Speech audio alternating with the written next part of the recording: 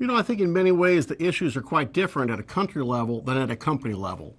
At a country level, I think it's really important that each country recognize the vital role they played in preventing a total financial meltdown in the past year and a half. They did this by working together around capital infusions, around policy choices, around an array of saving mechanisms. And I think it's really important as we move forward that countries make sure they keep collaborating, that there is no protectionism of any kind, and that at the end of the day, countries begin to figure out how to remove themselves from the ownership positions they have in the banks and other companies of the world. It's really important, I think, that markets work, and that countries should begin the process of helping that process continue again. At a company level, I think each company in the world needs to recognize two big shifts that are taking place, both the demographic shifts that we're all experiencing and the shifts in capital flows from west to east, from developed markets to emerging markets, because if a company doesn't recognize these two big shifts, they're going to be left behind.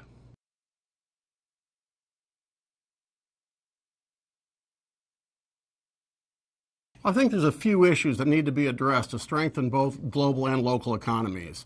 First is to modernize and harmonize financial regulation. It's important that be done on a global basis, a consistent basis.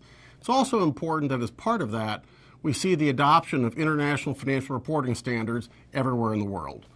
I think the most important issue, though, is to make sure that countries across the globe, large and small, encourage entrepreneurs and innovators.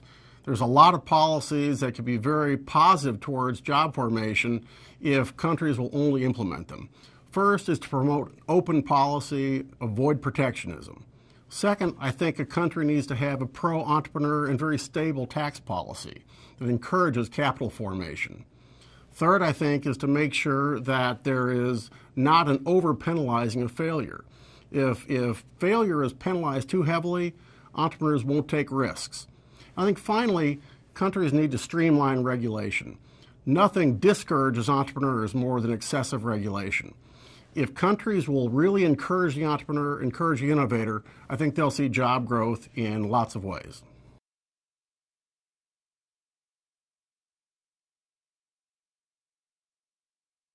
Well, women are going to play a vital role as we rebuild the economy. As business leaders, as political leaders, as entrepreneurs, their role must grow. The economic crisis we've experienced presents a great opportunity for change, one that we really must seize upon.